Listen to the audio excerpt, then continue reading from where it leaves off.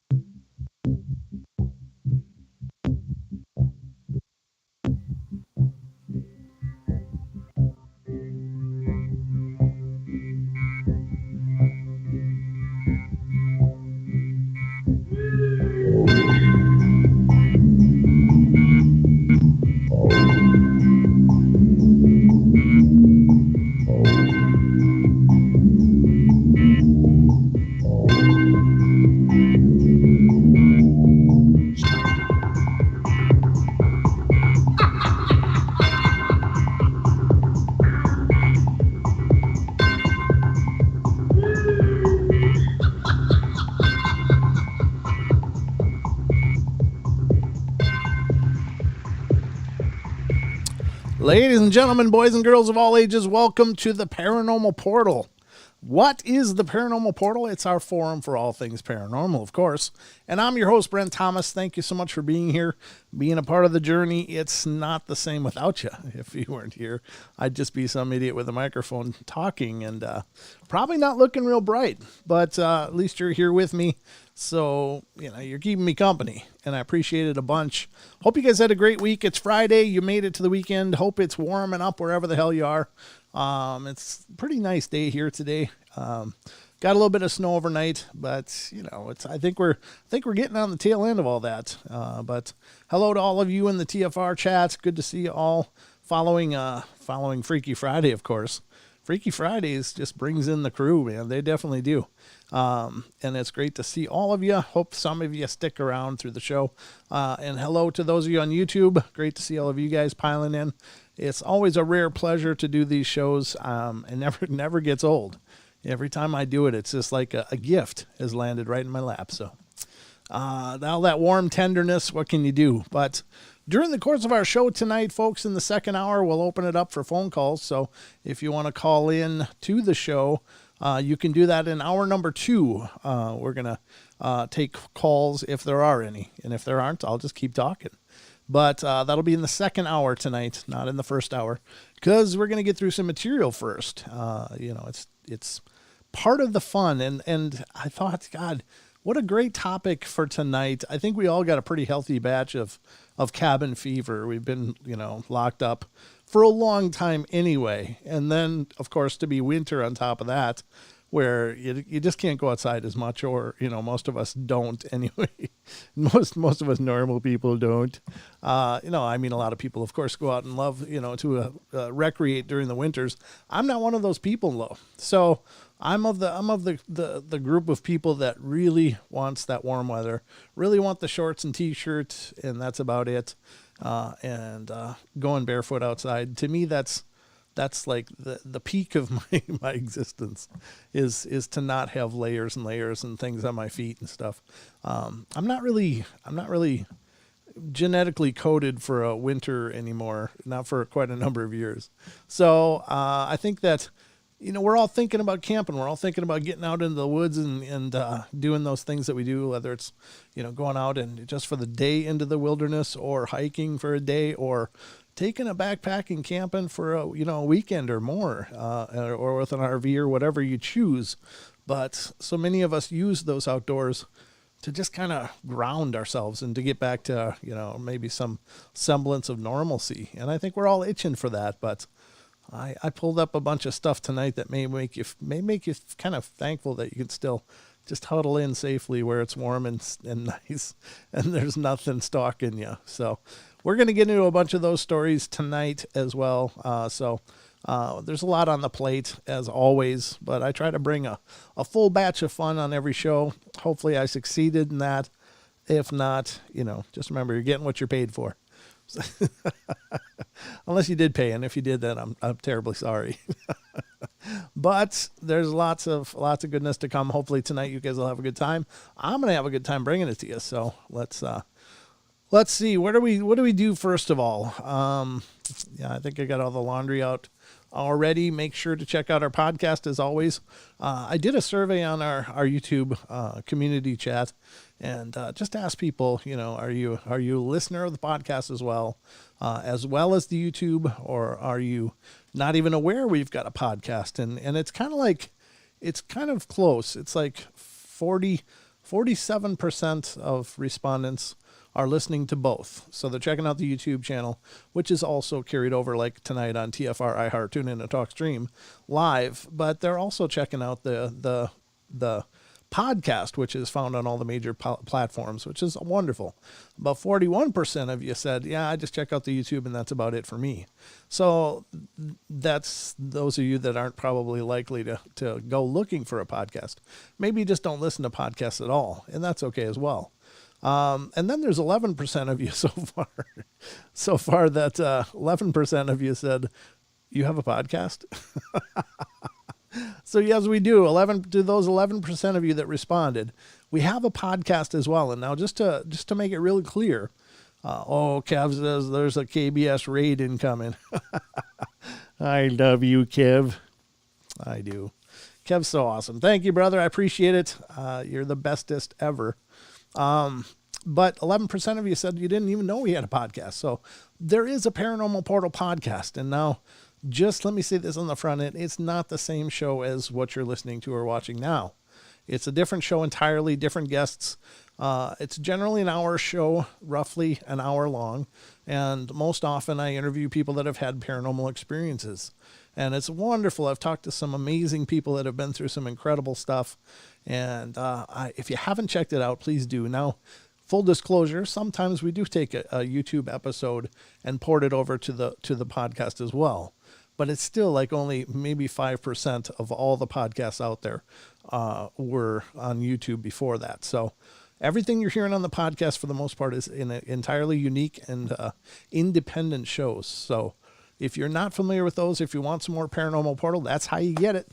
Go over to iTunes, Spotify, Pandora, Stitcher, Castbox, Google Play, any number of the different platforms, and do a search for Paranormal Portal.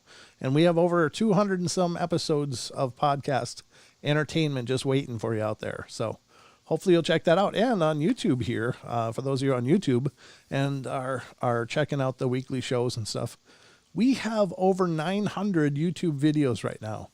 It's like 920, I think, is where we're at.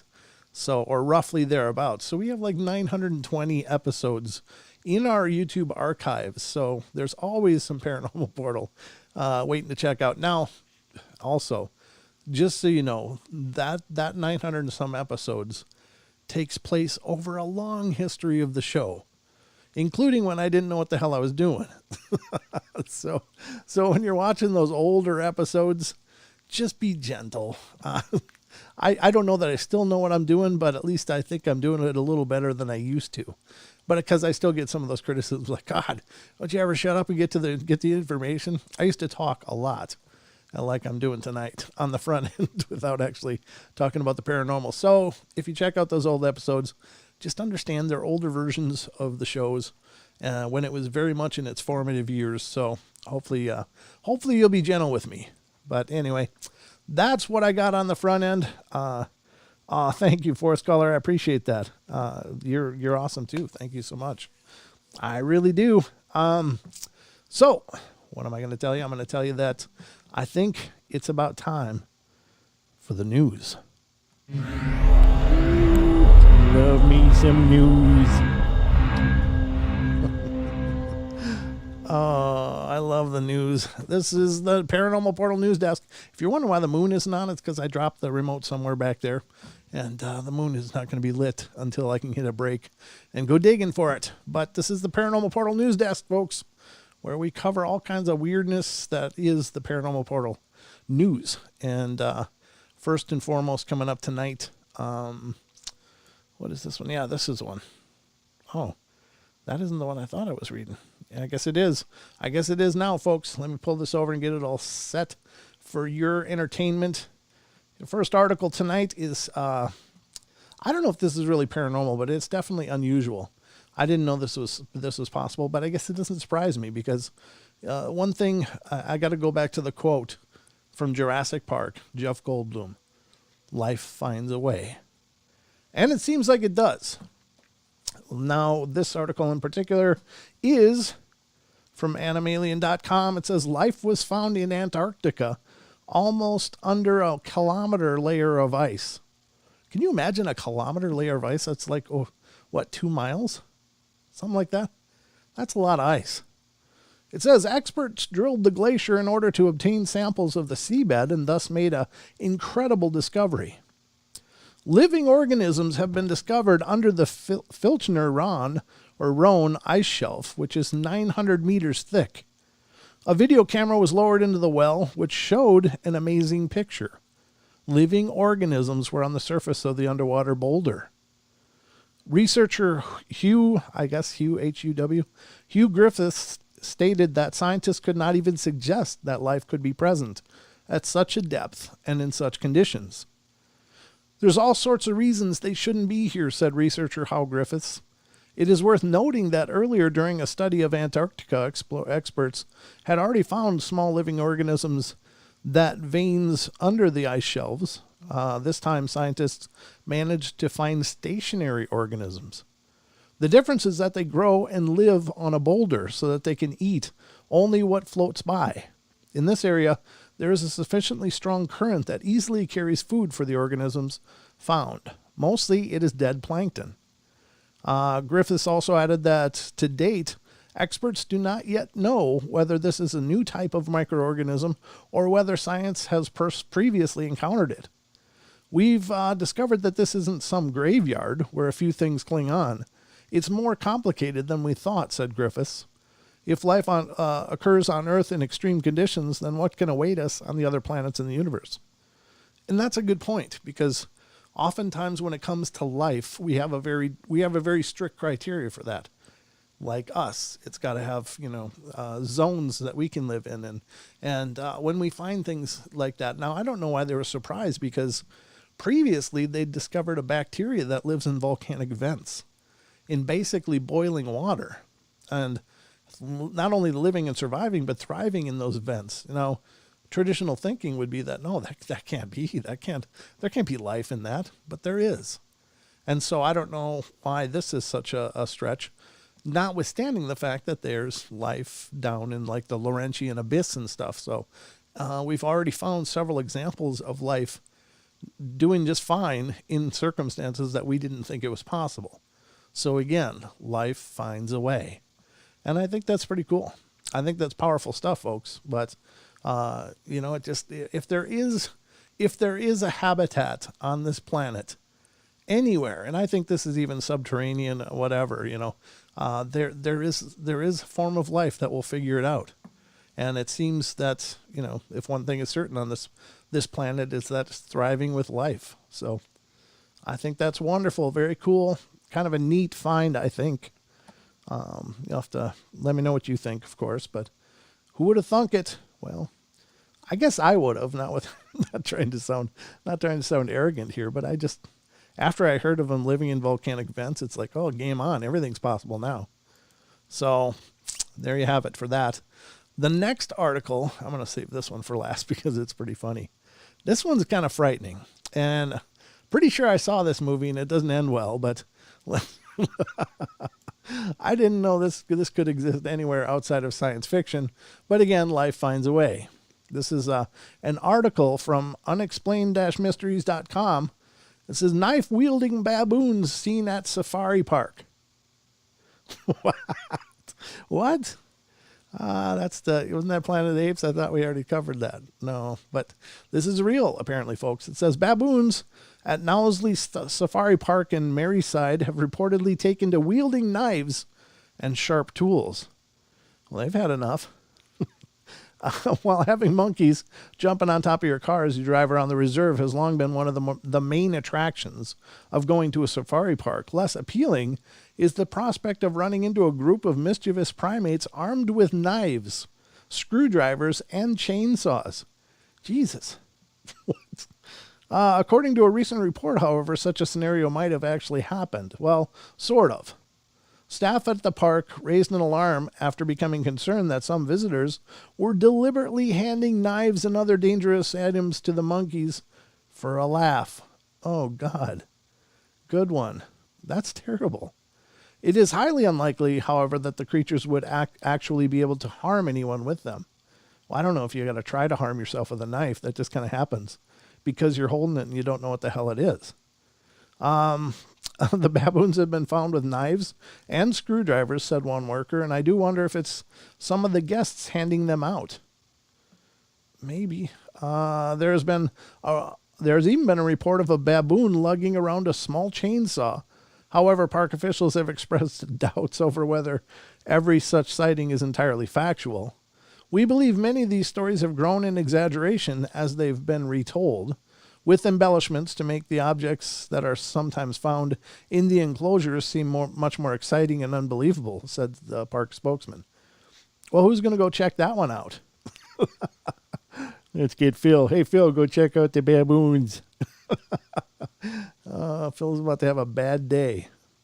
That's terrible. They're wielding knives and chainsaws. That does sound like a movie, though. I swear I've seen that movie. That's never a good sign, folks, when the baboons are wielding sharp stuff. I mean, you just think about it anyway. I mean, they got these huge teeth and they got strength in their hands and feet. That is incredibly powerful. And then let's just start giving them knives and stuff. That makes perfect sense. It just makes a bad idea even worse. But there it is. It's reported. Is it real? I don't know, but it's in the news, folks. That's what we do here on the show. This one's unexpected. And I gotta believe that this one is some kind of an escapee from something. But what exactly, I don't know. But here it is again from unexplained-mysteries.com. Cops capture a kangaroo in Fort Lauderdale. Police officers in Florida recently encountered a feisty marsupial that was very, very far from home. Of all the animals that you might associate with Florida, kangaroos are unlikely to be high up on the list. Yet for cops in the southeastern state, earlier this week, the presence of one particularly feisty runaway marsupial led to a chase that would end up captured on cameras for all to see. The peculiar turn of events saw Fort Lauderdale police officers apprehend the kangaroo near 1300 Northeast 2nd Avenue after a pursuit that lasted upwards of 30 minutes. Yikes. Several officers surrounded the animal as it stood, seemingly unfazed, in the middle of the street. Fortunately, one of the cops was able to grab it while another tied a leash around its neck. The animal was then bundled into a police car. We just tried to corral it and keep it out of traffic, said Officer Robert Norvis. He's very friendly. We were able to get a rope around his neck and get him in the back of a car. I've been a police officer for 26 years, and I've had snake calls and python calls, maybe an alligator, but never heard of a kangaroo around here. Well, until today. There you go. When was this? It's the 18th of July last year, so it's not necessarily a news story, but it's still newsworthy. I don't know whatever happened to that or whatever any follow-up was to it. Where did that come from? I don't know, but that's very strange. Yep. Now I got kangaroos. What's next? Got pandemics and kangaroos. God, anything's possible. All right, so let's get to the last story on our news bulletins tonight. This one is just terrible. I don't know what would you do? I don't know. All I can do is read it to you. I'm just trying to think of how to put this in any kind of terms that make sense. And I don't know. This is just somebody not doing their job, obviously. But this is a woman's driving license shows an empty chair. There's her driver's license, folks. Turns out she's invisible.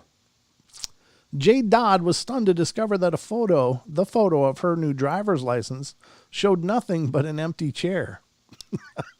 Maybe they figured that was the best picture. I'm just kidding. That was mean. It's rare to find someone who actually likes the way they look on their passport or driver's license photograph. No matter how much you try, it never ends up looking quite the way you want it. For Jade Dodd recently, however, the photograph on her new driver's license was comically useless, not because she looked bad, but because she wasn't even visible at all. Instead, the image contained nothing but an empty chair. Our lady at the DMV did not really believe me when I was like, hey, I need my license fixed. She said, and then she looked it up in the system and goes, oh, I need my manager for this. According to the Tennessee Department of Safety Homeland Security, the photograph had been included on her license by mistake because it had been the last image uploaded to her file. Well, that's weird. My boss thinks it's funnier than anyone, said Dodd. I was at work Friday and he pointed to a chair outside my office and was like, I thought this was you. I waved at it this morning. That's good. That's terrible. Poor woman. She's got an empty chair for a license. I'd still want to keep it, though. That's hilarious. Can you imagine getting pulled over and handing that to the cop? It's like, oh, no. You're going to jail. I think you're going to jail because there's no way they believe that was real. But it apparently is, folks. Anything is possible here in the portal. And apparently everywhere else, too. But this has been your news of the Paranormal Portal.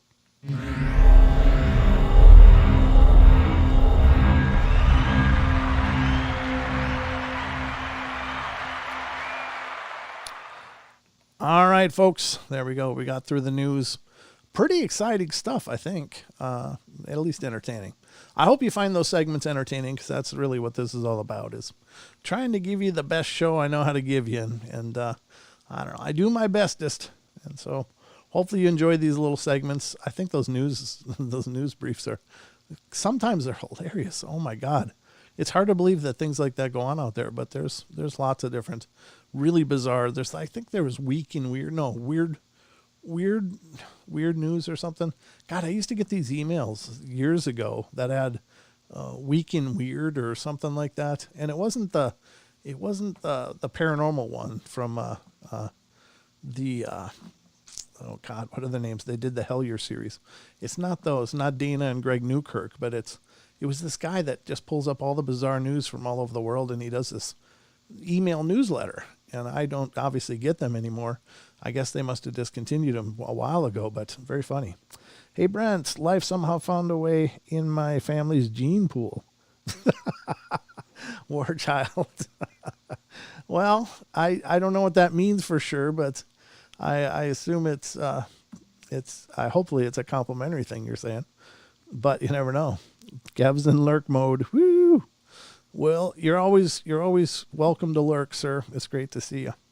And I'm sorry I didn't get a chance to stop in before my show tonight, but I love me some lurking at the Kev Baker Freaky Friday, especially because it's always good to see what's going on over there. I can ride that energy wave right into the portal. It's like a surfing, It's pretty awesome. So we got some crazy stuff coming up here. We got about 3 minutes before the break, 2 minutes rather, before the break. It's rolling fast. I guess I wrapped that up in pretty good time. I wasn't even being real diligent about it, and I still ended up, whoops, that's not what I wanted. I still ended up rolling it up about the right time. So, Megaphone Man, oh, there's Naysay. Hi, Miracles. Hope you're finding giggles abundantly throughout the chaos of the New World Order of it all.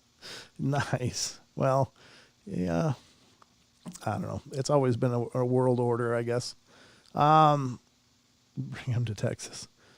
Yeah. No, I'm sorry. I'm reading the chat a little much here. What was I going to say? I was going to say something. When we come back, we're going to tie up the tail end of an article that I've been working through on the last show.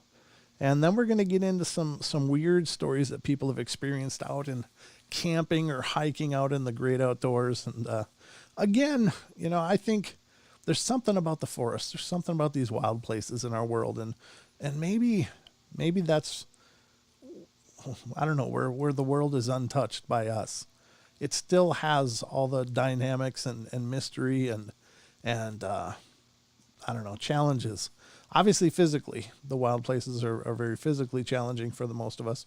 But it's like even the energy of those places is so much more alive, it seems, than our manicured places that we're used to. And we like our lawns manicured. We like our sidewalks true, so that we don't even have to raise an effort in raising up our feet between steps because they're smooth. And you get out in the sticks and we're falling all over the place and stuff. But there's also just something still very wild about it. And it's not just the wilderness, it's not just the wildlife, it's the unknown things that are out there.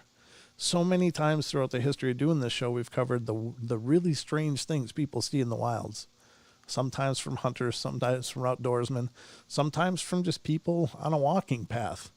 But they run into some of the strangest things. And then when you take into account the missing 411 stuff with David Paulides and try to factor all that in, and it just goes to show you there's a lot going on in these wild places in the world. And we're going to get into those just on the other side, but we're just about at the first break here, ladies and gentlemen. If the clocks are right, I think they're close, but I don't know if they're dead on tonight. But we have a lot of ground to cover tonight here on the portal, so I hope you guys will stick with it and stick with me, and we'll get into it. It's 15 seconds, and I still don't hear the bumps. But all I can do is just wait. I don't want to get into anything, obviously, because it's break time. So we'll see where we end up here. And I'm watching. No bumpers. All right. We'll go to the break, folks. We'll be right back.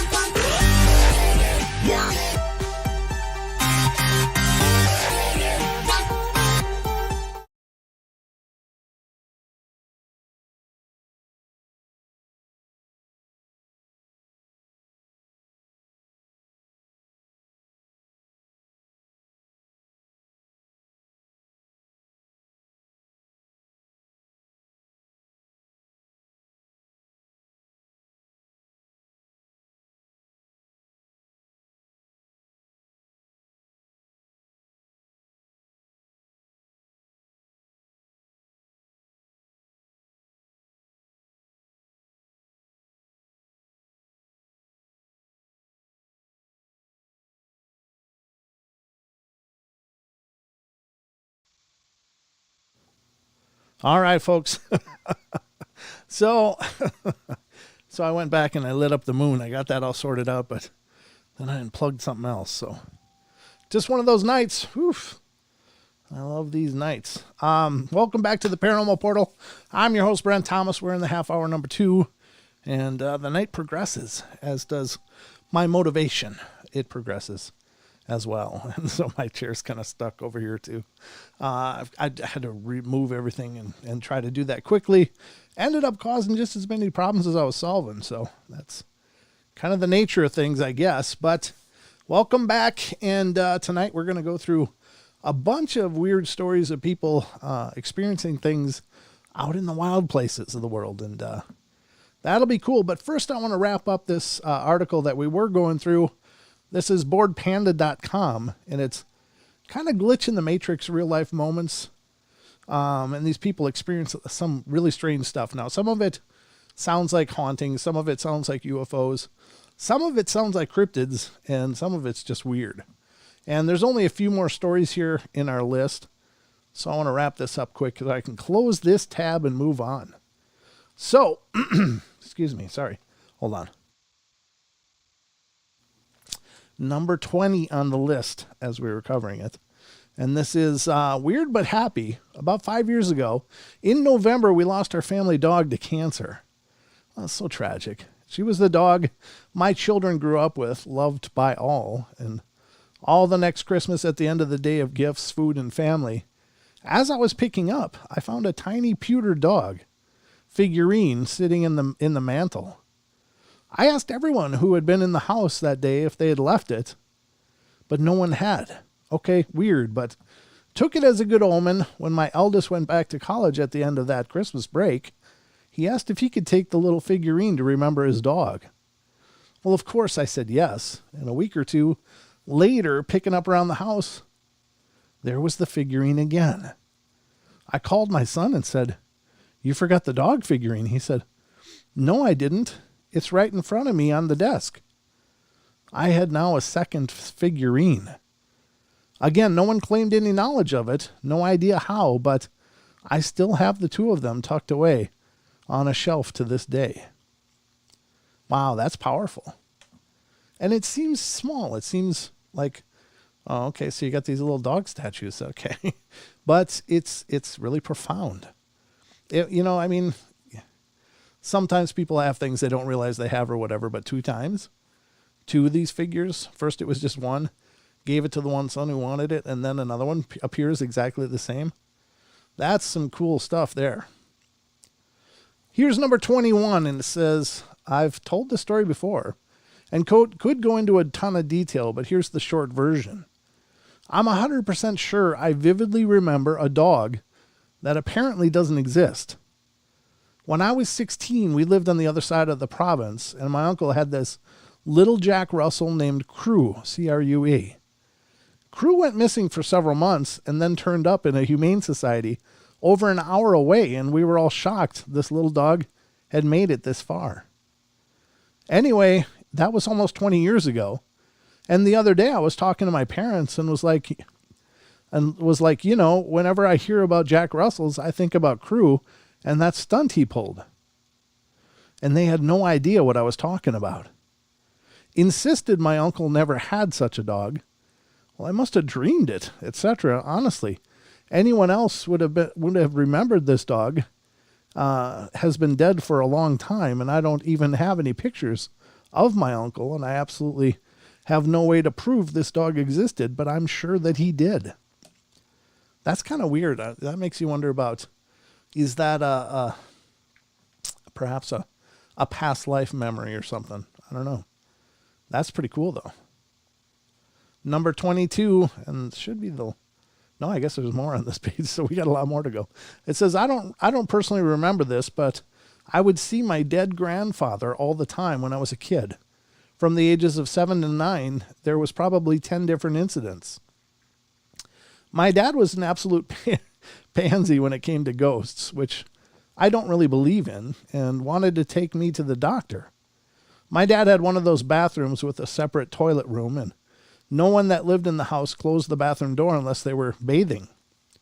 Well, I was playing RuneScape and my dad asked why the bathroom door was closed, and I said, it's because Grandpa's in there. And that's the only one I actually remember.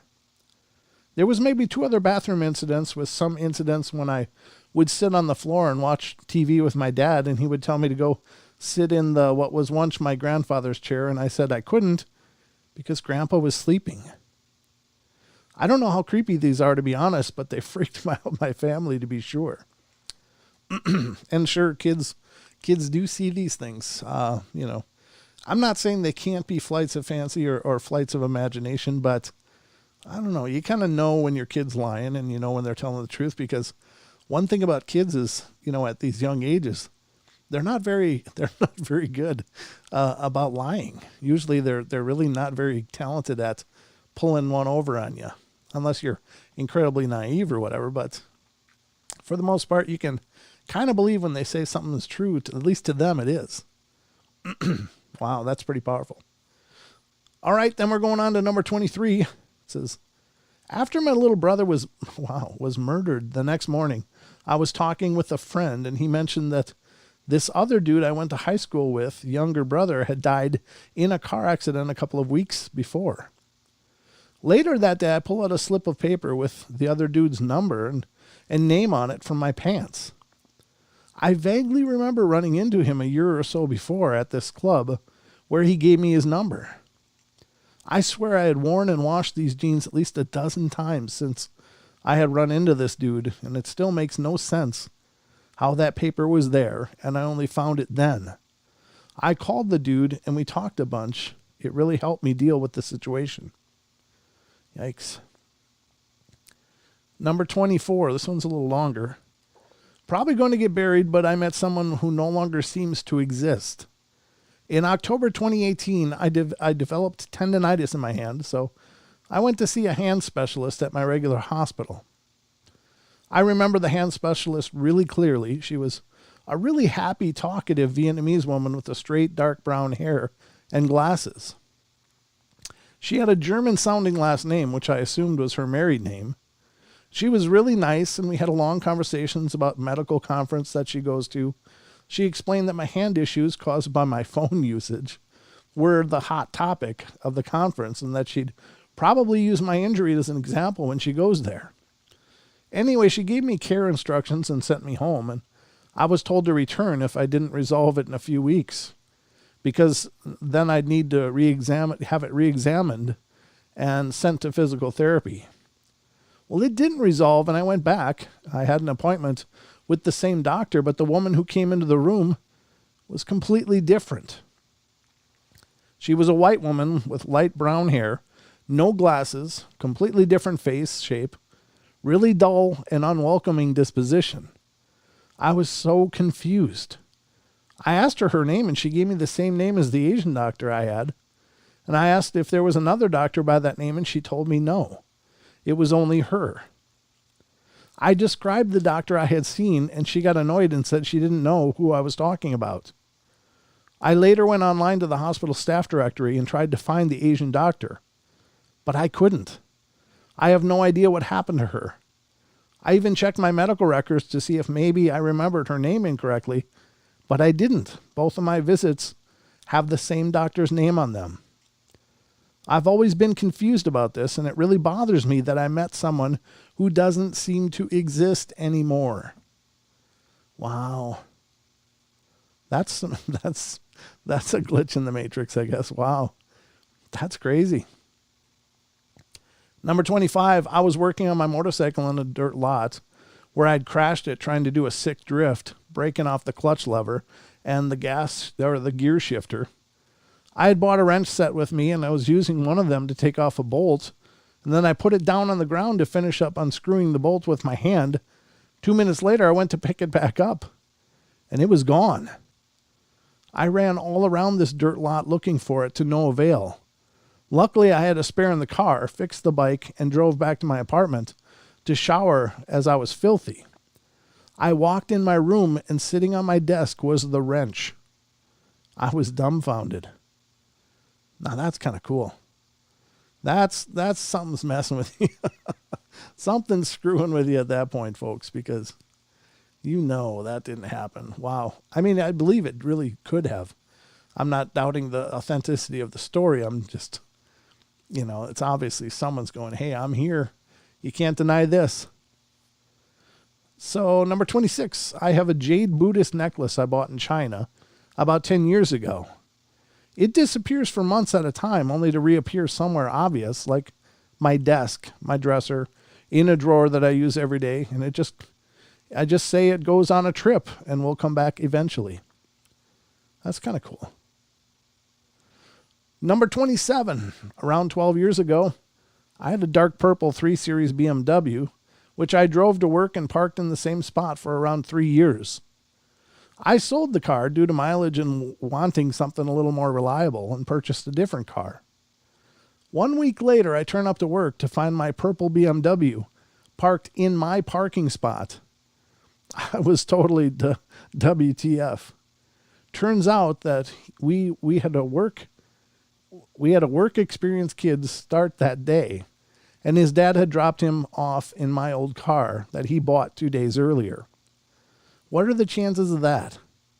I've never met this kid or his dad, and yet here was my old car in my/its space. That's pretty cool. Number 28, my wife passed away a year ago. Had the same odd things happen, like a couple of old meaningful pictures show up that I swore were in storage. The strangest one was I vacuumed the carpet, and as soon as I was done, a diamond ring was on the floor right where I had just cleaned. It was like she was saying, hey, this one is real, don't lose it. Nice of her. Nice of her to look out. Number 29, my mom told me a story that still baffles me to this day. When she was 10 years old, her parents went out for the evening, asking her to let them in when they came back. She wasn't left alone, though. There were 2 of her older siblings there, too. But only her room was on the first floor, so naturally she'd be the first one to hear someone banging on the door. So the parents came back around at 2 a.m., and my mom wakes up, but she's not in her bed. She's standing and holding a frigging window? What does that mean? Holding a window. I don't know what that means. She now realizes that someone is banging on the door loudly, puts the window on the floor, lets my parents in, and they're scared, asking what took her so long. Then they see the window, and they're all shocked since my grandpa knew there was no way someone could get it out without tools. My mom tried to lift it, and she couldn't. It was just too heavy. She says she doesn't remember how she managed to unscrew the window, but it's still shocked it happened. That's the strangeness. That is so weird. Number 30, removed a painting from the wall during a late evening cleaning, put it away, and returned to the wall to see a never-before-seen painting in the same spot. It put a chill down my spine. And that is the end of those stories. Very cool. I really like those kind of stories because, again, it's kind of like why I love the paranormal. I love the fact that we don't know. There's so much we don't know. We don't understand, and we have a lot to learn. And stories like this are definitely affirmations to that fact. It's like, yeah, there's still a lot for us to figure out. We don't have this all sorted out. We don't know what the hell we're doing most of the time. But I think it's very powerful stuff. Just little reminders that there's still magic and mystery in the world, you know? And I think that's so powerful. Because it's easy to get locked into our 3 dimensions and, oh yeah, there's a weekend coming up. And that's kind of where we leave it. But, you know, there's a lot going on in every moment. I think there's so much going on around us that we just don't register. If we could be fully aware of our surroundings at all times, I think we would be witnessing some amazing stuff all the time. Time for a drink, though, speaking of time. It certainly is. All right, so now we're going to get into some of those strange articles that I was talking to you about. The ones about the wildernesses. And, okay, so this is the first one. And I don't know how many we'll get through. I mean, we got a lot of show left, of course, so there's quite a bit of time to work through these. But the first one that I'm going to go over with you is from The Lineup. TheLineup.com, the-lineup-up.com. And this is 24 creepy real-life camping stories that'll make you stay out of the woods forever. You know, I don't mean to imply people should stay out of the woods. I don't think that, you know, that's obviously not what I'm going for here, but I just think the woods are these amazing places of possibility. So much more so than anywhere else. I mean, of course, there's weird things happen wherever they want to happen, and they happen in our cities, in our homes, in our towns, whatever. But I think there's more of it that happens out in the wild places because there's, you know, it's just an open terrain of possibility.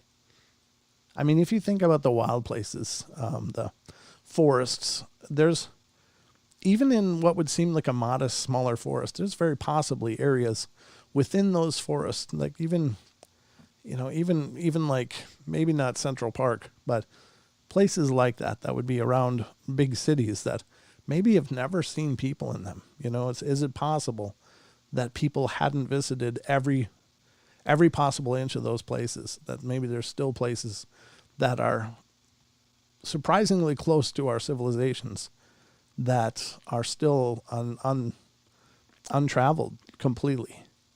Maybe. All right, so let's get into this article and find out what's going on. So this is camping and forest stories.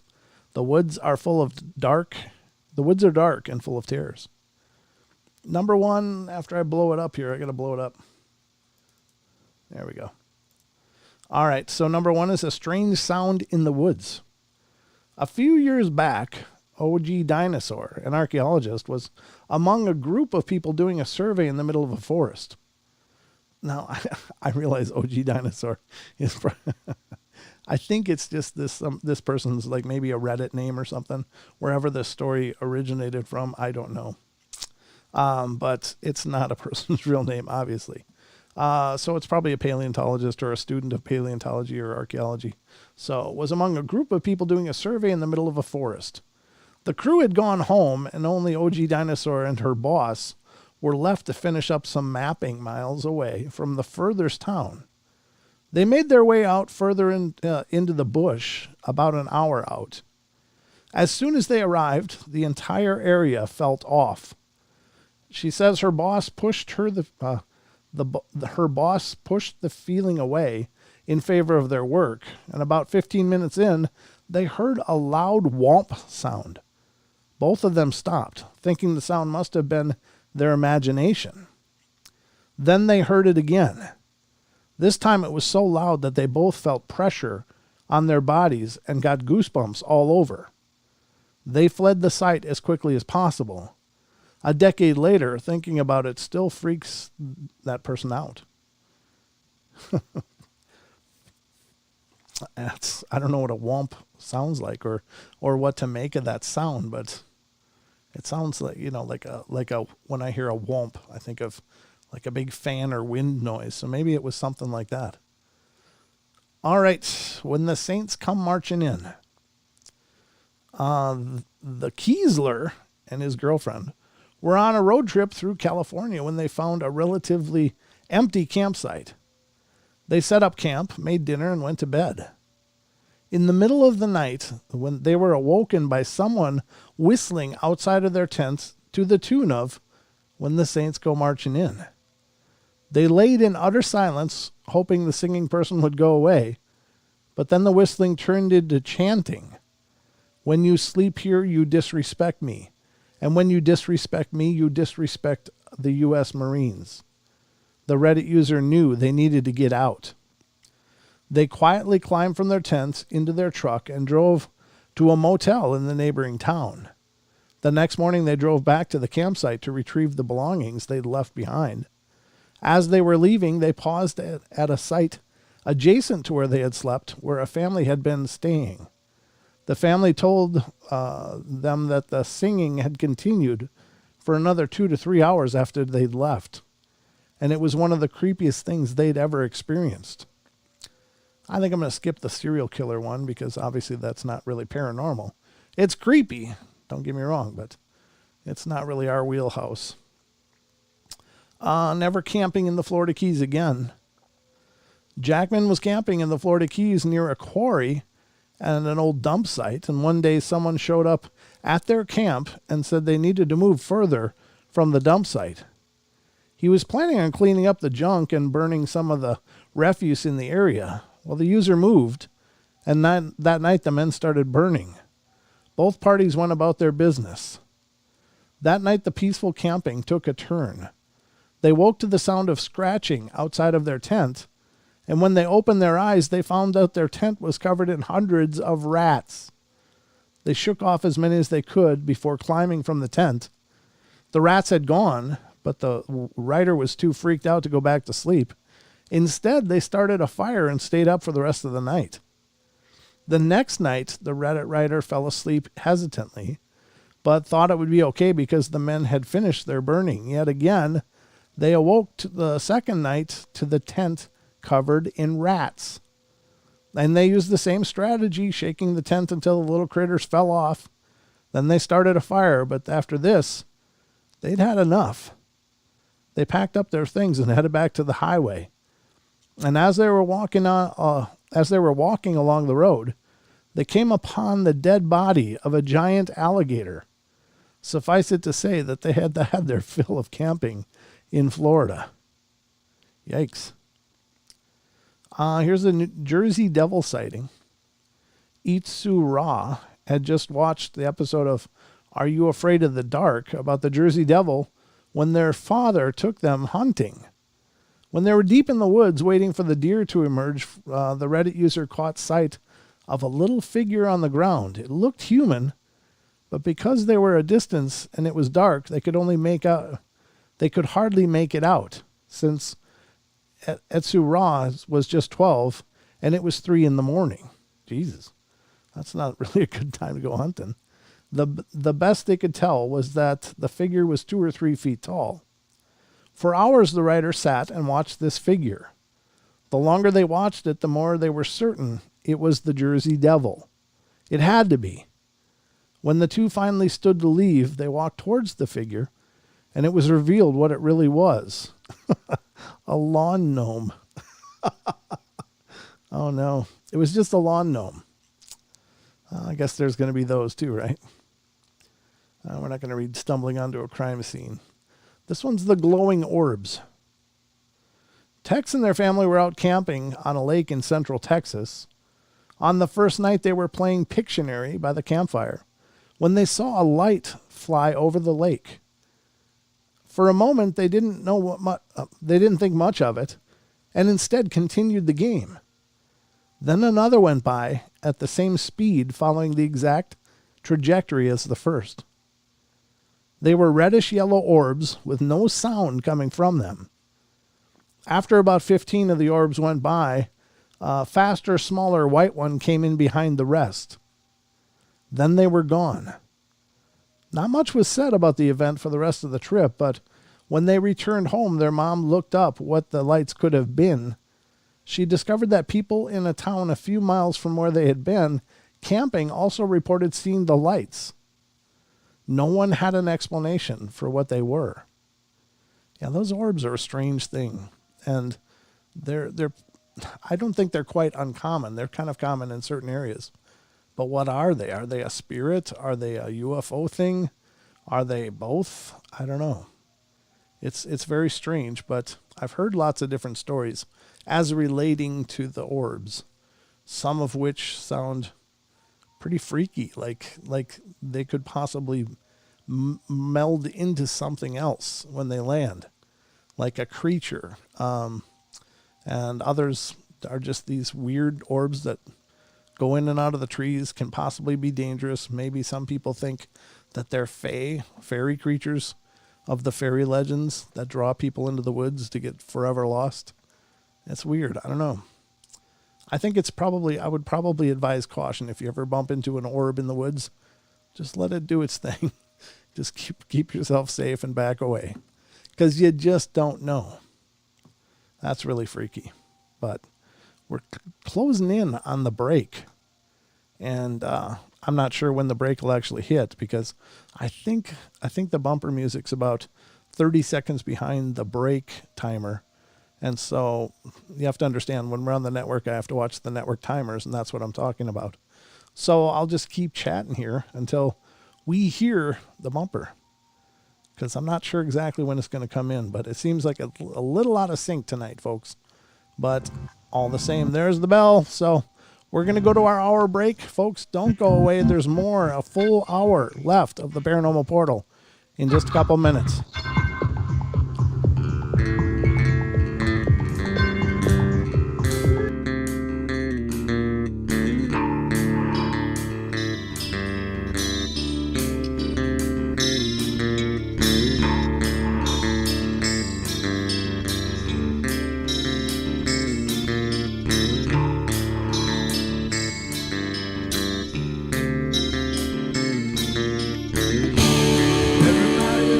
Play their games.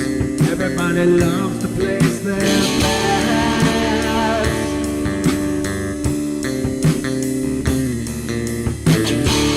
They don't understand the price I paid. They don't care to comprehend.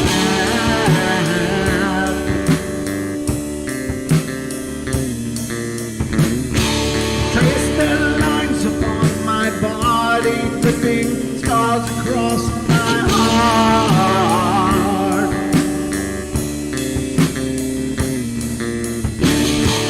Raging anger pours inside me as their lies keep falling apart.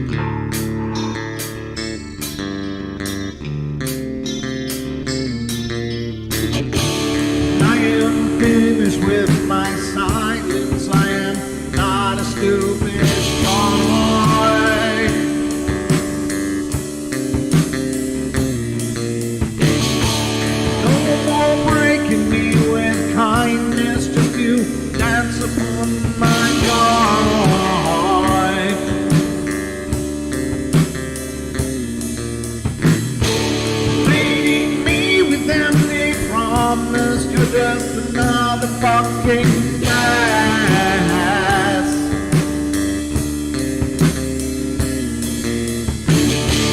Take another slice of my sanity, just make sure that you're well fed.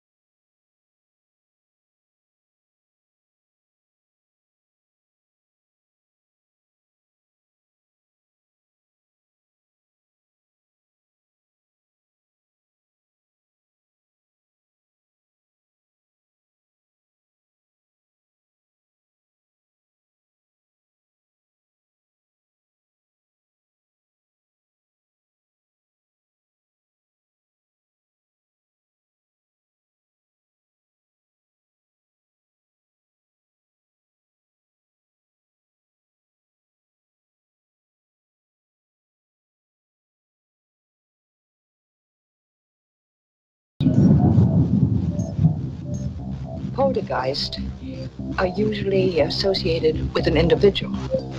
Hauntings seem to be connected with an area. A house, usually. Poltergeist disturbances are of fairly short duration, perhaps a couple of months. Hauntings can go on for years.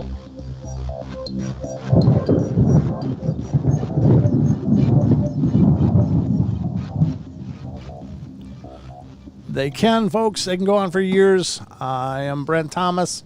This is the second hour of the Paranormal Portal, so if this isn't where you expected to be, you might just be in the right place anyway. Welcome back, everybody. We made it through the break, and I tried to work on the lights in the break, and to no avail. So I got some work to do tomorrow. Before tomorrow's show, and tomorrow, of course, Don will be with me here in the portal. And if you're listening on TFR, iHeart, tune in and TalkStream Live. Definitely stick around following the portal because Paisley Wild's coming up next. The Spaces Between. So not sure what she's covering tonight, but it's a great show. And she's a wonderful friend and works really hard at what she does. So definitely support her if you can. I see we got a phone call, and as I said, second hour we'd move into some phone calls. So let's get to the phone call here and see what's going on. And this is area code 517. You're on the air. Hey, Brian, can you hear me? I can. You're kind of muffled, though. Hold on. Okay. Is that better? Yeah, it is. Yeah. How you doing? Oh, not bad. How are you doing tonight, brother? I'm doing good. Who am I talking to? Oh, this is Les. Les, how you doing, man? How's life in your world? Not bad. A little cold right now, but should warm up here in the next month. So, Oh, amen. So what's on your mind tonight, brother? well, I actually have an update from what I last called in and told you guys about what was going on at work. Oh, yeah, yeah. I think last time I called and told you guys that night I wanted to call in. I think it was the night of the full moon during Halloween. Right. All the cats and stuff were moving around. Wow. That's pretty intense. I finally got in contact. with some of the spirits You did? How? from the German POWs from the railroad accident. Right. Okay. How did you get in contact with them? This is gonna sound really stupid, but I made a pot of sauerkraut and sausage, Okay. and I got out to the track one night. I had no idea I was at work, and I held kind of I guess it was a seance, You got a what? I guess. I held kind of a seance. Oh, okay, gotcha. Wow.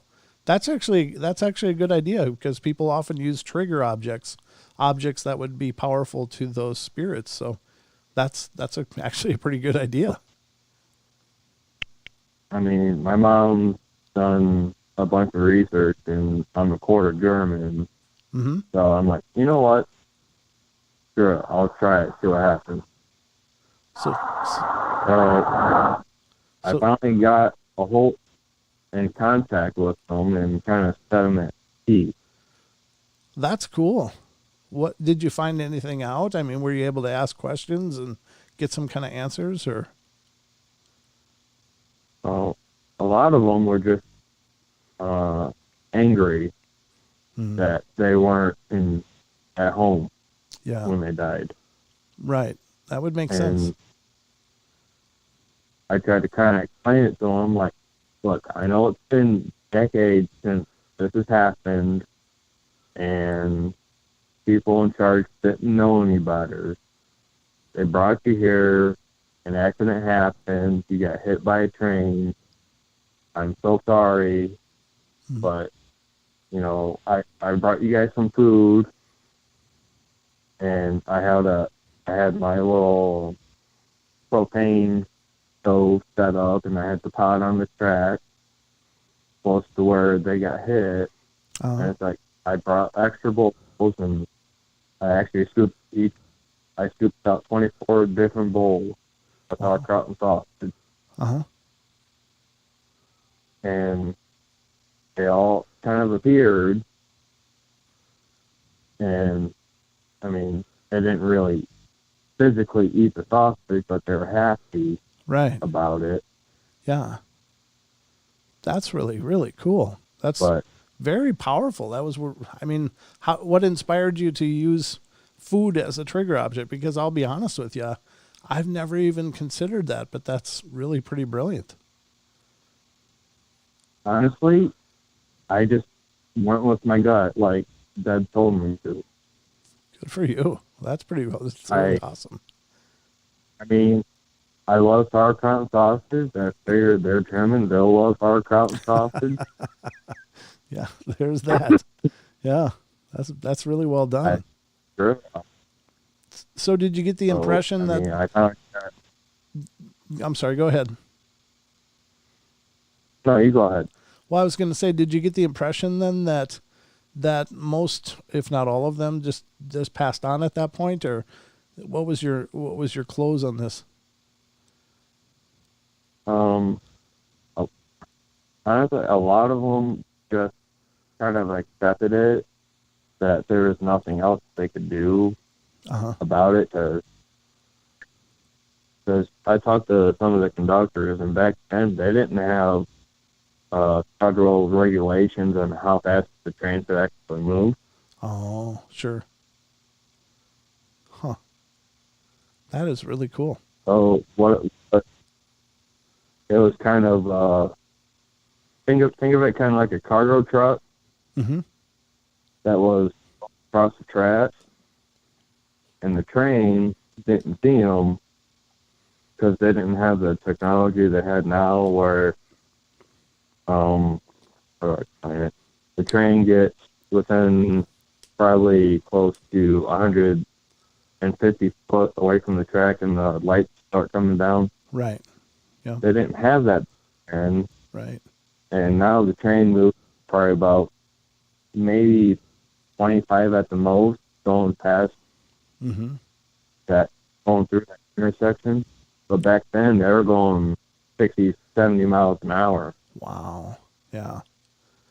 Yeah. They have the regulations they had nowadays. Yeah. So there was nothing to do about it. Sure. No, that's really brilliant, man. My hat's off to you. That's very clever, and I'm glad, because I think about those things a lot. I mean, you know, for there to be hauntings in a lot of cases, you've got to have spirits that are in distress. You've got to have these formerly living people that are in pain, and it's, you know, generally it's emotional pain, but still, is that any way to continue to live? So my hat's always off to people that look to try to make that closure and to help them transition, because I think that's so powerful. I know it was 75 that were counted or accounted for that were killed by the train. Wow. And there were about 30 that were unaccounted for. Oh. So I'm assuming they didn't find what was left of the remains, and they kind of blended into the background and just kind of dispersed. Yep. Wow. So, I mean, it was a hell of a get-together, I tell you that. Did you do this alone, or did you do it with somebody? No, I did it all on my own. Wow. Well, you're also brave then, brother. I really don't. That's pretty brave. No, not really. I mean, I'd want someone to do the same thing for me, I guess. Yeah, no, I mean, I respect that, but a lot of people, of course, are, you know, like, oh yeah, you know, you want to come with me? I don't want to do this alone, but you just went ahead and did it by yourself. So that's really powerful stuff, man. I'm really, for what it's worth, I think you did amazing. Yeah, I mean, I just did what I thought was right. Oh, that's cool. I mean, but I'm still working on Charlie in the A-house basement. Sure. Who's kind of begrudgingly accepted that I'm kind of around, and he can't really do anything about it. He actually gives me his real name yet. I just call him Charlie. Oh, okay. Okay. That's cool. So, yeah. Really sure what to do with that one. And, well, sometimes it's just simple as having a dialogue. Hey, Charlie, I'm back. You know, I got some things to do here, but hope you're doing good. I'm just going to be a few minutes. I think just acknowledging a lot of times is really powerful for a lot of spirits. I mean, a lot of times that's what I do, and he just kind of goes, okay, I guess, you know, do whatever. Right. Yeah, good for you, man. Sounds like you're doing it right, brother, for what it's worth. But definitely keep us posted if more of this comes up, or if you decide any new experiments. I want to hear about them. Yeah. I don't think I have any more German POWs trapped at work. Good. Good for you. That I sent. So, I mean, being stuck there by myself isn't as, how do I want to say, as nerve-wracking. Yeah. As it has been in the past. Right. No, I bet. Now, I got a question from Titan in the chat. He's saying, Brent, please ask Lee why 24 blows. Huh? I don't know what that means. I don't know. Bowls. Oh, 24 bowls. He said to ask you why 24 bowls. You said you placed out 24 bowls. Was that just how many bowls you had, or? Pretty much that's all I had. Okay. Yeah, that's just all he had. I'm sorry. I mean, you guys have to share, but... No. I mean, what you did was awesome. It's the spirit of it that matters. But I was just thinking he thought it was just, you know, is there some reason you went with that number? But no, I mean, if that's what you had, that's awesome. Yeah, that's all I had. Cool.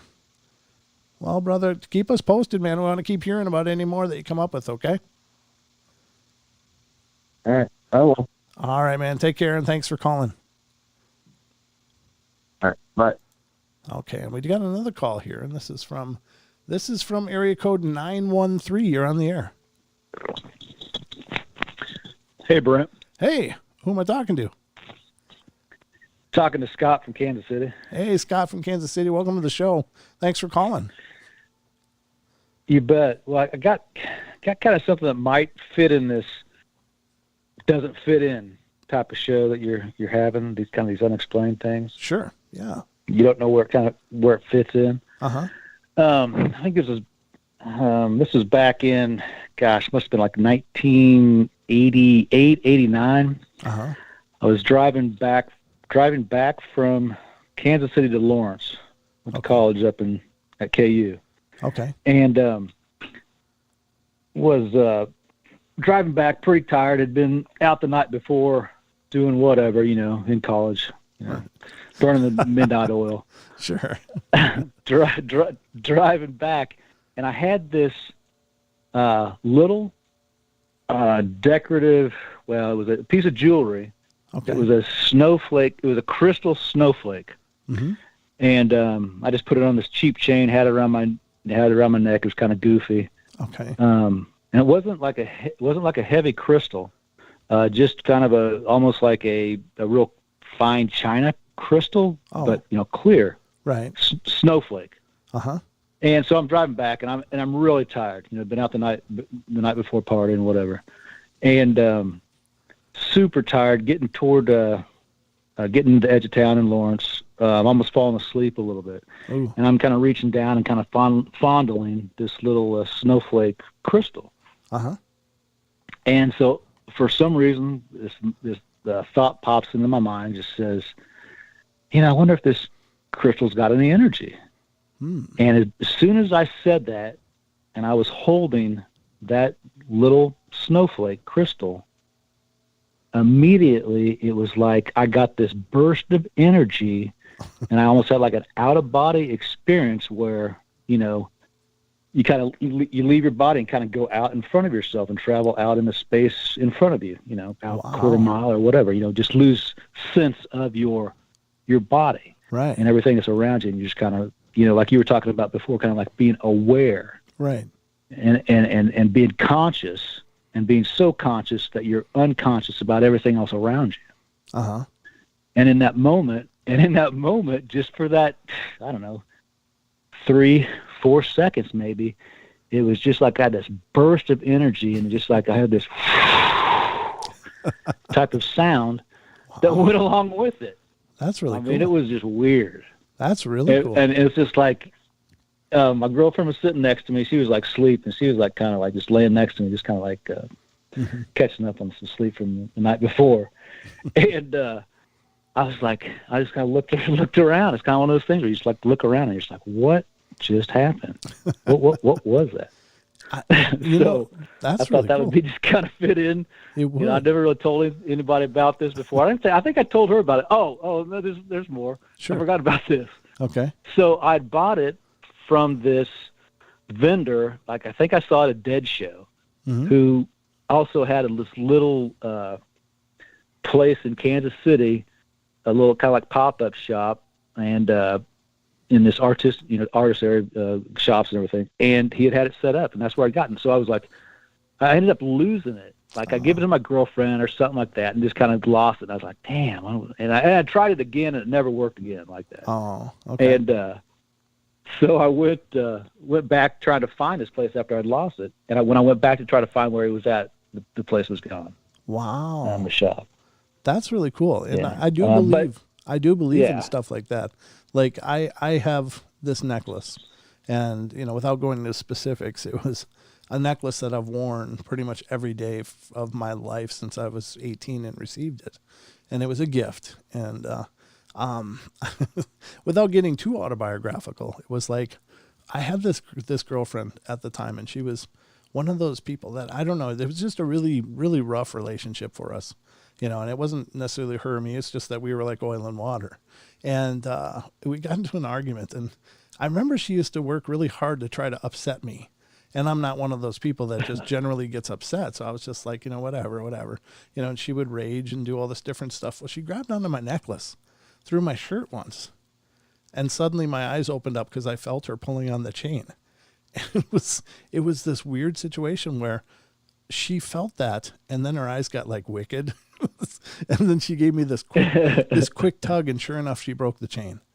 And as soon as she broke that chain, it was like somebody punched me in the stomach. It was just like I felt like I just exhaled, and was weak, and it was like, oh my God. Well, the next thing I did, though, of course, was take it down to a jewelry shop and had that replaced. And as soon as I put it back on, I felt better. So it's like this piece of, jewelry had become, very important to me. And maybe it's symbolic. Maybe it's just, a placebo of some kind. But it was like it made a difference to me whether that was on my neck or not. And I never knew that it would. But as soon as that chain broke, it was just like, oh. And I felt it through my whole body. Right. So I firmly believe in stuff like that. Yeah, it's just like when they find those Vikings or those pagans that are buried in the peat moss that have different types of jewelry on and tattoos, and you think it's almost in the belief in it of itself gives that yes as well as the I guess the vibrations that come off that jewelry also. Right. Kind of artistry that goes into creating those things too. That's true. Yeah, and as far as I know, this necklace is one of a kind. So, and I still wear it to this day. Right. It's just one of those things that it was a handmade piece of jewelry, and it just became such a part of me. And it sounds silly, but my God, I didn't expect it a million years. But once that chain broke, it was just like, oh, it's hard to explain, but it was just like somebody just knocked all my wind out. Yeah. So. Very cool. Sure. Well, hey, I just wanted to drop in and kind of throw that out there. And again, I always listen to your show, and it's great. I like kind of the track you've taken as far as getting these shows in. Because I remember that story you told, I think, about when you were working. Mm-hmm. And didn't you have like a guy that kind of came up to you when you were working as a security guard and it was cold out? Yes. You kind of the angel. I think it was made him move around or something, and then you turned around and he was gone, like he thought he was there and he disappeared or something. Yeah, it was like he was walking away. He said I had to go, and he was walking away, and I was watching him walk down the sidewalk. It was a little bit foggy that morning, and then I heard a snap to my other side. I turned to look, and when I turned to look back, he was gone. Yeah, true story. Right. Yeah, cool. Well, all right, man. I'll let you go and let somebody else go on here, but thanks for the show and having an outlet for those weird things like that. Well, thanks for calling in and being a part of tonight's show, brother. I appreciate it. Cool. Have a good one, Brent. All right. Take care. Very cool. Very cool. I love these calls in, and that's pretty cool. It actually took us almost to the next break, which is awesome. Let me see if we can. I got about 3 minutes left here. Let's see if we can pull in one of these next stories. This one is number 8 on our list, and this one is, as there's no more calls, this one is Suddenly No Longer Alone. Test pilot Beta went on a hiking trail with a friend in the Carolina mountains. They went far off the main trail, so by the time they set up their camp, they were miles from any other people. They pitched their tent, ate dinner, and were relaxing around the fire when they first felt it. A sudden feeling of not being alone. After a few seconds, they heard something move in the darkness. The second time they heard it, the sound was louder, and they realized that they had to be more than one thing. The two friends decided their best chance was to try scaring these things away. So they each grabbed a handful of large rocks, and a friend took a thick branch from the fire, and they both yelled as loudly as they could and then ran into the darkness. The user throwing rocks and the friend swinging his branch. They saw a dozen pair of eyes staring back at them.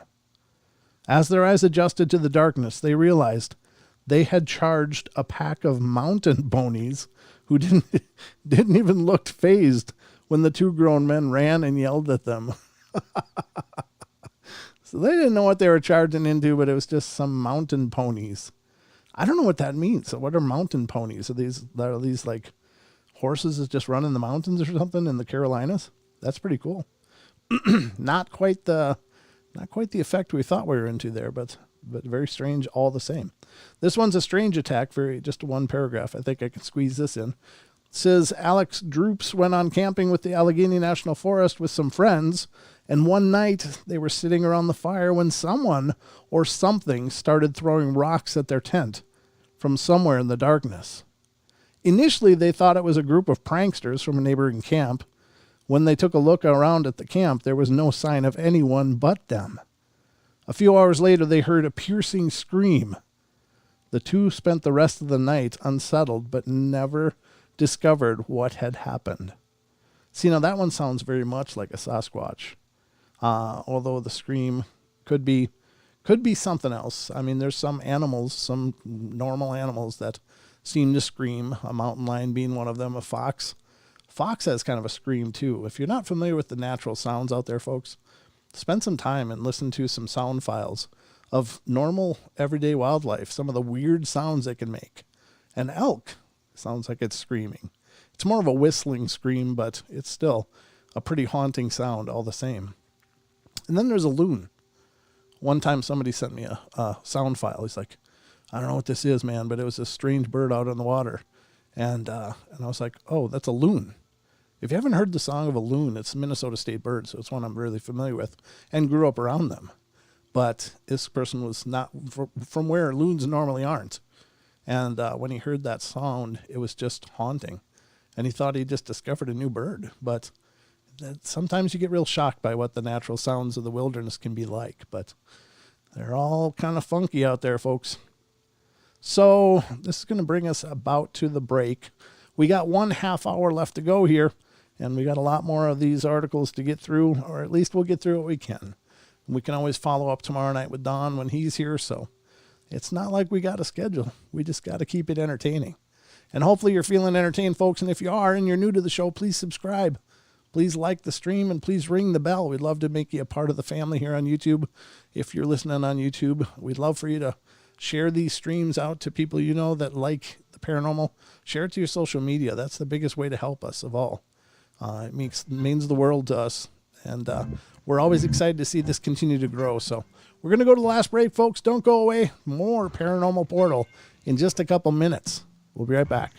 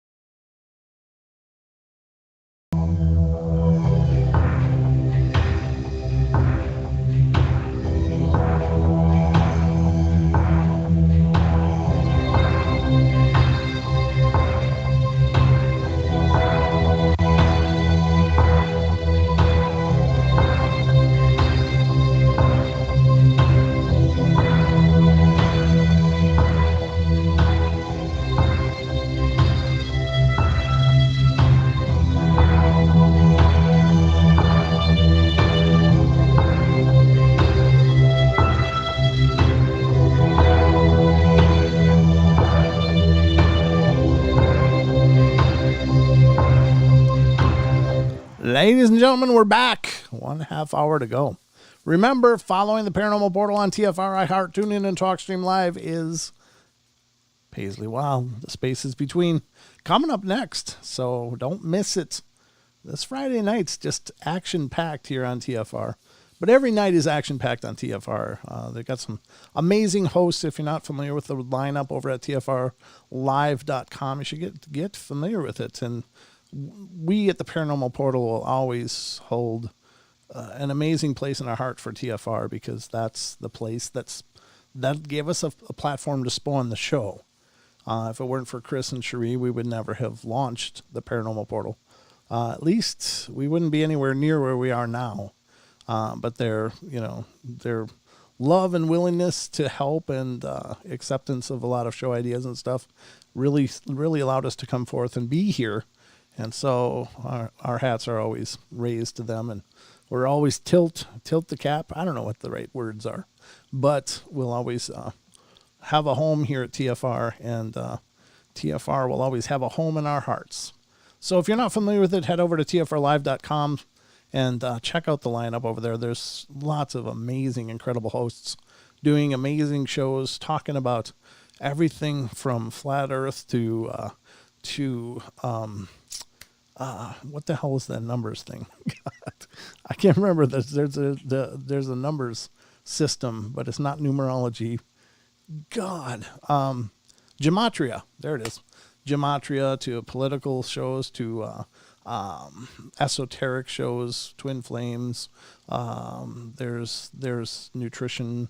Our friend Farm has a show over there, Pharmacy Seeds Network. There's so many different shows coming up that are pretty amazing. So definitely check them out if you get a chance. Great show, great people. A lot of people just doing it for their love of the craft, and sure could be happy to meet all of you, I'm sure, as well. So, excuse me, hold on. All right, so ladies and gentlemen, we have about 22 minutes left to go. So we are tackling an article currently that's dealing with some really strange stuff people have experienced out in the forests and camping and such. So we're on number 10 currently. And some of these are freaky. Some of them are just weird. Some are more like close call run-ins with dangerous people. I'm not really reading those because they don't really fall into our wheelhouse here in the Paranormal Portal. But we're on number 10 right now, and it says, is that a polar bear? It says, Kosh Geo was camping in the high Arctic when late at night, from inside their tent, they heard what sounded like pebbles rolling down the side of a nearby slope. Their first thought was it had to be a polar bear. Well, they got up to look outside the tent and saw nothing. Somewhat confused, but not too worried, they fell back asleep. An hour or so later, they woke to the sound of pebbles falling again.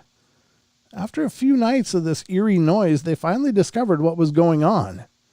When the sunlight hit the frozen side of the slope, it loosened the pebbles that had been solidified by the ice. When the pebbles would slowly start falling, coming in showers. But then the writer began to worry that the next time they heard pebbles, it would actually be a polar bear, and they would have dismissed the pebbles as a natural phenomena. Naturally, they didn't get a good night's sleep until they moved camp. Yeah, that's one of those things. When you're out in those areas, you never can take it for granted. That sound, it's just the pebbles warming up. Yeah, but then about that time, it's not just the pebbles warming up anymore. Then it's something hungry. Not a good thing. Number 11, the man who watched them sleep. Now, this one sounds more like a creepy thing. I don't think we're going to read that one. Oh, God. What do you do after stumbling onto a Klan rally? Oh, good Lord. Yeah, there's still weirdos in this world. The old man who begged for help. That sounds just tragic. But we'll read it. I'm not sure which side of the coin this is going to land on, but we'll read it anyway. It says, one macabre cat went camping at a summer program when he was 16. When he went to bed one night, the group stayed awake chatting in their tent when they suddenly started hearing heavy breathing nearby. He described the noise sounding like someone had just been sprinting and stopped right outside their tent. trying to stay calm. Well, he ignores it and keeps chatting. When they heard, "Please, help me," everyone in the tent went silent. They heard the questions again.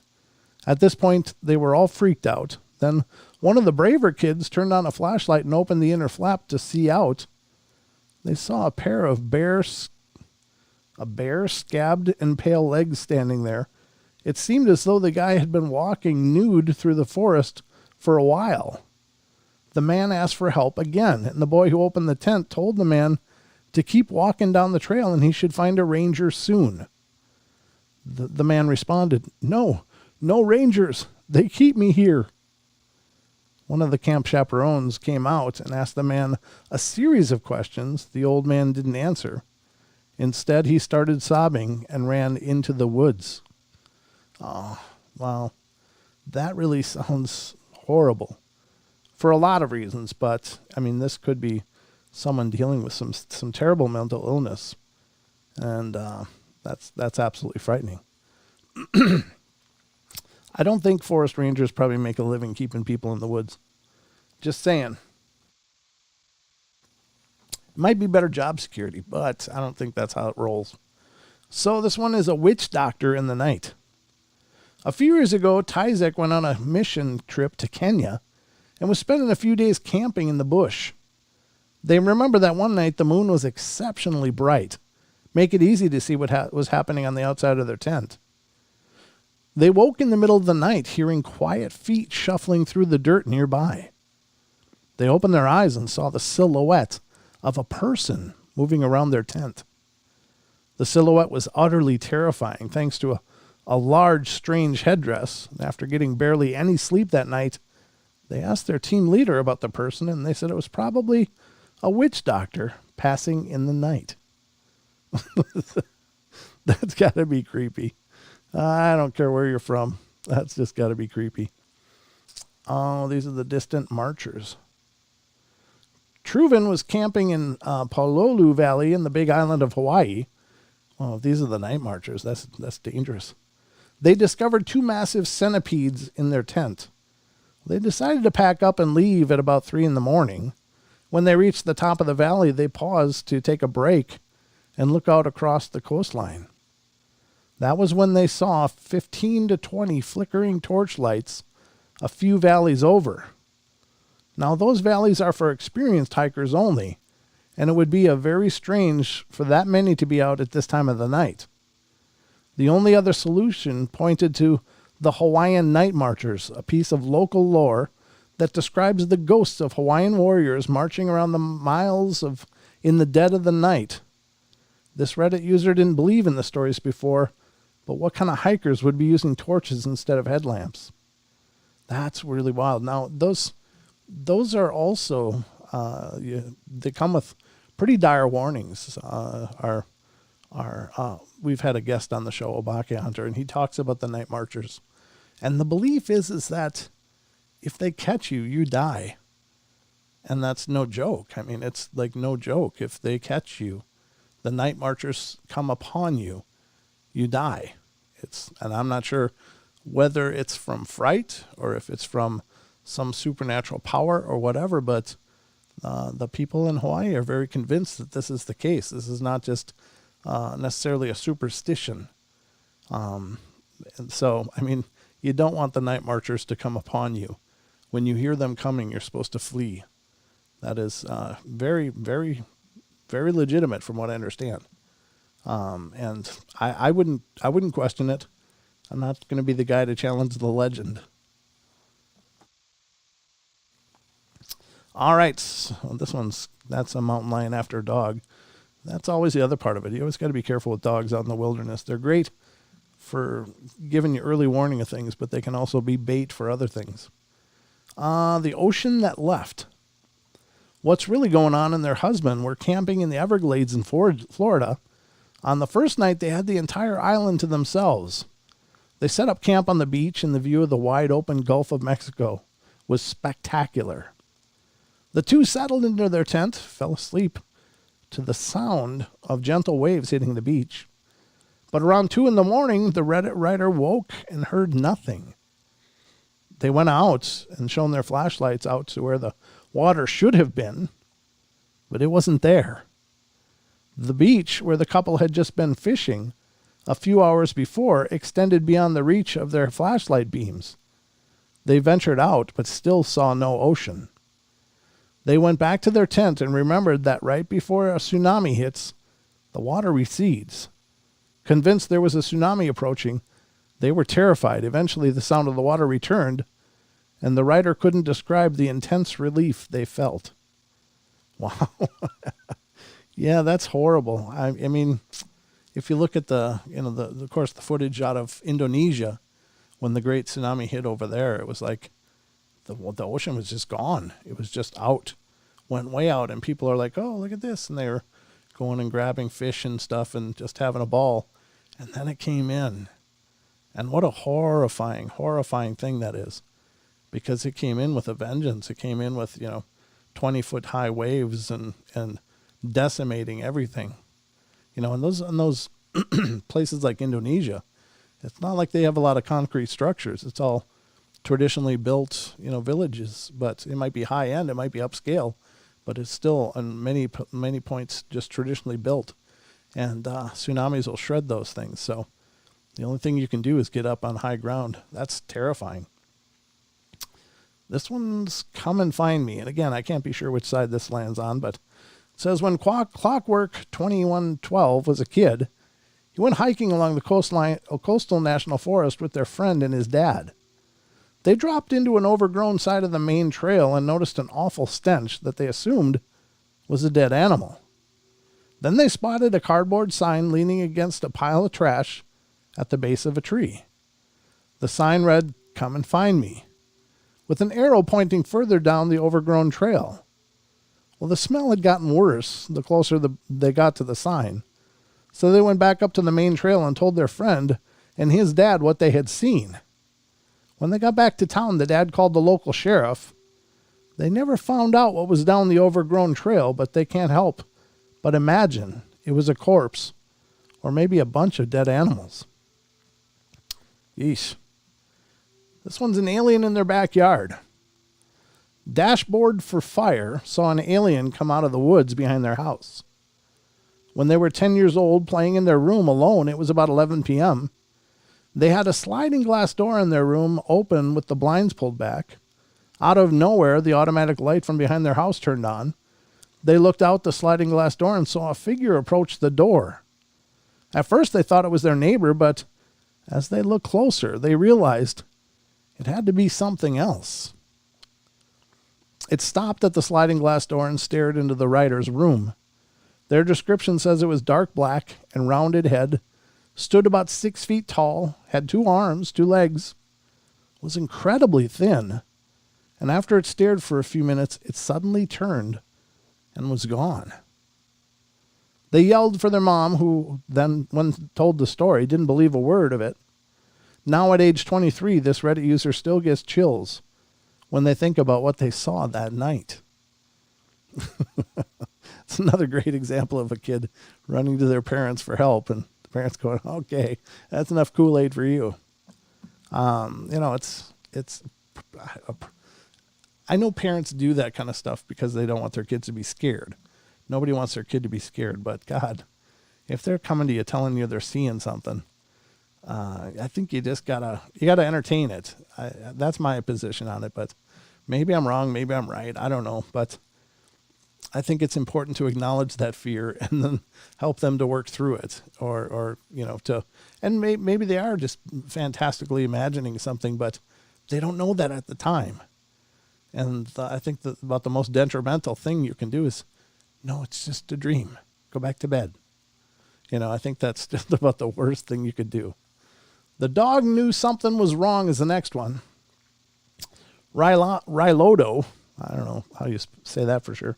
Rylodo was camping in Big Sur, California, with one of their best friends one weekend, and they almost had the entire site to themselves, and chose a campsite about a half a mile from the ocean in a large open field surrounded by a forest. They spent that evening sitting around the campfire just telling stories. Afterwards, the two climbed into their tent and fell asleep easily. Well, around 1 a.m, something startled their dog. She's usually very calm and used to being in the woods, but this time she was yanking at the leash, desperately trying to get away. She pulled so hard that her harness snapped, and she bolted across the field. The Reddit user chased after her into the forest, where they eventually found her curled up in a random clearing. They picked her up and carried her back to the campsite. They all hid inside the tent, but the dog refused to lay down with the people. Her ears were up, and she was staring intensely at the tent wall. At this point, the Reddit writer and their friend were also on edge. The dog's behavior did not make sense. Then they heard the cackling, high-pitched laughter coming from outside of their tent. They were so scared they could hardly breathe. Then screams followed the laughing, and they thought it could have been wolves or a coyote killing their prey, but it just sounded far too human. Their car was parked too far away for them to bolt for it, so they just listened to the freakish laughter until it finally just faded away. God, that's the whole story, too. Can you imagine how many question marks you'd have on something like that? Oh, my God. That's horrible. Yeah, have a nice time camping. The hungry black bear. That sounds kind of terrestrial. They thought they found the perfect cave. Sutto Smith was hiking in Zimbabwe with a group of friends. They weren't following a designated path, which is probably why they had this freaky encounter. The group came to a dam with a sandy beach and decided the area would make a good campsite and set up for the night. Then set out to do some exploring, and soon enough, a member of the group found a cave. The mouth was so small they had to get on their hands and knees just to crawl inside. Well, they squeezed through the cave opening and up to be about 3 meters high and 10 meters long. A crack in the ceiling allowed a beam of light to come through. The whole group was pumped about the find and decided to sleep inside the cave. They moved their campsite inside the rock and fell into an easy sleep that night. At 1 a.m, this Reddit user was shaken awake by one of the people they were hiking with. He told everyone to get out of the cave because it was already had a resident. The leopard anxiously lurking just outside. Oh no. They all scrambled from the cave and went back to their original site to sit nervously around the fire, and luckily for them, the animal didn't care for the activity and eventually wandered off. However, they were all well aware that leopards hunted at night. Suffice it to say that no one slept much that night. Yeah, wow. Yeah, it's not necessarily supernatural or paranormal, but you got to give a nod to the natural predators, man. This one's 3 knocks. Could they be wood knocks? Let's find out. Snaggy from JOT and their girlfriend were sitting in their car that was parked at a rest area, having something to eat after visiting the renowned Mount St. Helens. It was raining, so the windows were fogged, and thanks to the encroaching nightfall, it was getting dark. The couple was minding their own business when suddenly there was a series of 3 knocks on their driver's side window. Oh, that's not wood knocks. They were both startled. There was no one else in the parking lot. Even more terrifyingly, the driver's side of the car was overlooking an embankment. They rolled down the window and looked out but saw no one. This was enough to thoroughly creep them out, and they left immediately. Later, they read a park flyer that a man had died there during the eruption, and ever since, they've been wondering if the knocks on the car door were the man's ghost trying desperately to be saved. Oh, that's tragic. But makes sense. I don't think you ever roll down the window, though, do you?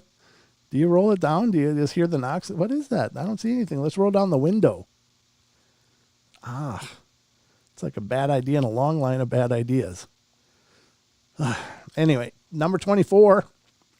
Terrified for their lives. Good old Bunburyist, I don't know what the hell that is, was camping in Canyon de Chelly when they woke to someone shaking their tent and yelling, "I'm going to mess you up." They responded, trying to calm their assailant down, but the person just kept going. They said, "My boys are coming over and they're going to kill you." Well, this went on for about 5 minutes and then stopped. A short time later, their truck door started opening and closing repeatedly. The Reddit user huddled into their tent as this continued until it suddenly stopped. After a few moments of silence, they climbed from their tent. There was a man sitting in the front seat of their truck. Because their phone was in the truck, they ran over to the neighboring campers and asked to use their. One couple finally said yes, allowing the writer to call the police. When the authorities arrived, they found a drunk 19-year-old passed out in the Reddit user's truck with their phone, iPod, and some other personal items in his pockets. The cop took the kid in his car, but the writer never forget how scared they were that night. Yeah, it's just not necessarily paranormal, but it's definitely weird. And we do weird all night long here on the portal. But there you go. Whole series of stories that we've gone through tonight. I hope you guys have enjoyed and been thoroughly entertained by them. Tomorrow night we'll go into some more. I still have some more to go through, so if you like what you heard tonight, tune in tomorrow night, 7 p.m. Pacific Standard Time, right here on YouTube and TFR Live. And Don will be here with me. I'll make him go through this stuff with me, and we'll see what the hell we find out then. Weird is king in the portal. You're right, Ethan, it is. Great stories. Thanks, bro. Thank you, Titan. I appreciate it, brother. Great to see all of you, all 75 of you in the YouTube chat. I appreciate it. Please spread the word. If you're not already a subscriber, please get subscribed. We'd love to have you be a part of what we're doing. Ring the bell so you know when we're live, but we do live streams on YouTube Wednesday night through Sunday night. There's a live stream every one of those nights, and then there's also podcasts. And the podcasts are not this. This is not the podcast. So if you ever hear me refer to the podcast, it's not our YouTube page. Podcast is actually a whole separate show that we have a couple hundred episodes already out on Pandora, Spotify, iHeart, iTunes, Google Play, CastBox, Stitcher. So go check us out there too. Those are downloadable. Usually you can download podcasts and take them with you. So if you're going to do a long drive and won't have internet, download the portal. Let us go on the journey with you and play us on the road. I hear we're good on the road. I don't know if we are. I think we are. A lot of people tell me they listen to the shows as they're driving to work throughout the week, and I think that's really cool. It's very neat to be a part of people's day and to have people taking us with them. So that's a real honor, and we hope you guys will do the same. If you know other people that like the paranormal, please feel free to share these streams on YouTube to your social media. That's the biggest way to help us out of all, because it's tough to get noticed. It's tough to get the attention of the YouTube community because there's millions of shows out there. And I think we're doing a really good job here on the portal. We put our heart and soul into it, and hopefully you guys agree and can help support us in that way, because chances are maybe somebody that will like the show as well. Now, I realize it's asking a lot, and only do it if you believe in what you're hearing, if you're enjoying what you're hearing, but it really does mean a lot to us. Because, of course, we want this to grow. Of course, we want it bigger. And we'd like to reach a whole bunch more new listeners. So, again, coming up after the show tonight on TFR, iHeart, TuneIn, and TalkStream Live is Paisley Wild. The spaces between. She's already in the TFR chat. She's getting ready to go. So she's ready to take over the spotlight after this. And if you'd rather watch her on YouTube, you can certainly do that. She streams live at youtube.com/thespacesbetween. So there's always good entertainment. Great show, Brent. Thank you, Isaac. I appreciate it. Good to see you all. Good food is known in Italy. Mary Bond likes Italian food, apparently. I'm just taking a look at the chat here quick. And thank you to those of you on TFR that stuck with me. I appreciate it. Bam, bam, bam, bam. Thank you, brother. I appreciate it. Bam in the TFR chat says, good show. I appreciate it, guys. Thank you so much for being a part of the journey, as always. I'll be back tomorrow night with Don right here, 7 p.m. Pacific Standard Time. So if you want to be a part of that, we'd love to see you back here then. But definitely follow us on Facebook, facebook.com/Paranormal Portal Radio. Follow the Facebook group, the Paranormal Portal Fans. It's a great site. It's really growing over there. Lots of great discussions. So definitely check it out. But looks like I got bumped. Did I get bumped? Okay. Well, maybe I did. But all right, folks, that's going to wrap it up for us tonight. So love you all. Be good, be kind, be nice. Take care of each other. Help each other out. Find the magic in every day. And remember to laugh as much as you can. Love you guys, and I'll see you tomorrow night right here on the show. Good night.